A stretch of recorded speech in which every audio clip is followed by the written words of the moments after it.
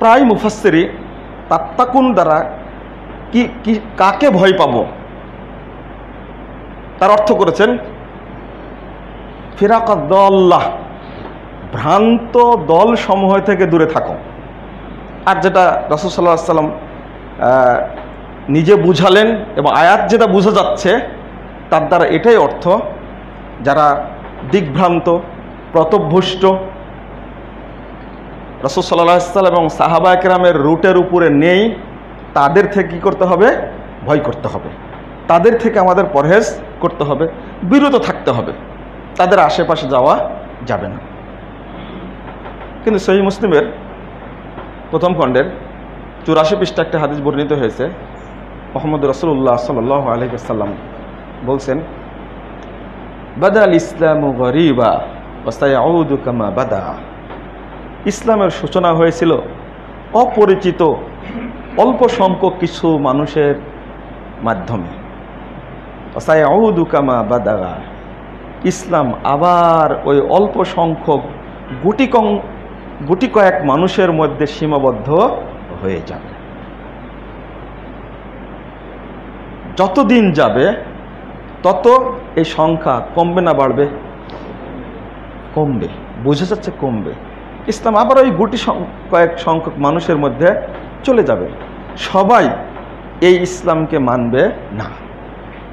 যে ইসলামকে মানুষ মানবে সেটা আর ইসলাম না।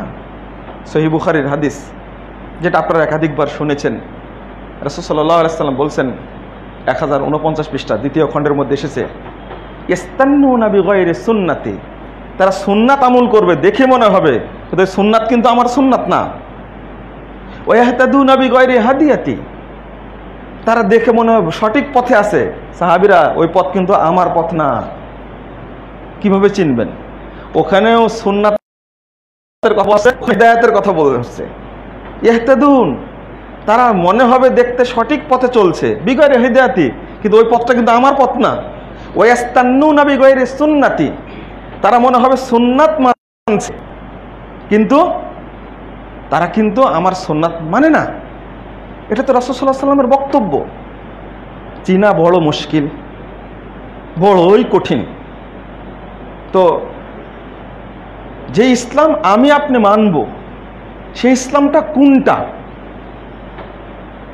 যেটা মেনে গেছেন মুহাম্মদ রাসূলুল্লাহ সাল্লাল্লাহু আলাইহি ওয়াসাল্লাম, যেটা মেনে জান্নাতের অধিবাসী হয়েছেন সাহাবায়ে কেরাম, যেটা মেনে তাবেঈন তারা সফল হয়েছেন, আল্লাহর কাছে গ্রহণযোগ্যতা পেয়েছেন,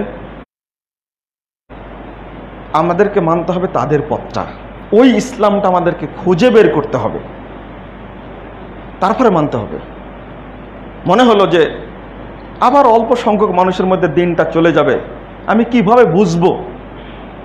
কঠিন জিনিস। কিন্তু পরে আল্লাহ রাসূল একটা ছোট্ট বাক্য বলেছেন, এই বাক্যটাই ভালো লাগে, এই বাক্যটায় আশা জাগায়, ফাতুবা লিল গুরাবা। আশঙ্কার কারণ নাই, এই অল্প সংখ্যক মানুষদের জন্যই রয়েছে আল্লাহর পক্ষ থেকে জান্নাতে প্রতিষ্ঠিত তুবা গাছের সুসংবাদ। আলহামদুলিল্লাহ। কেউ বলেছেন তুবা মানে সুসংবাদ। আর আরেকটা হাদিস দ্বারা শেখ আলবানী রাহিমাহুল্লাহ পর্যালোচনা করে বলছেন, এই তুবা গাছের নামই, আর এই গাছের সুসংবাদ অল্প সংখ্যক মানুষকে দেওয়া হয়েছে, ওই যুগে দ্বারা আমার সুন্নাতের উপরে ধৈর্য ধারণ করে থাকবে, আল্লাহ তাদের এই পথের পথিক বানিয়ে দাও আমাদের। আমিন।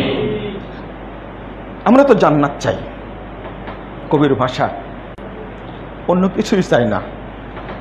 একটু চাওয়া বেশি আছে, সে বেশি চাওয়াটা হলো, আল্লাহ তুমি আমাদেরকে তোমার রাসূলের সাথে জান্নাতে রেখো। এতটুকু চাওয়া আমাদের।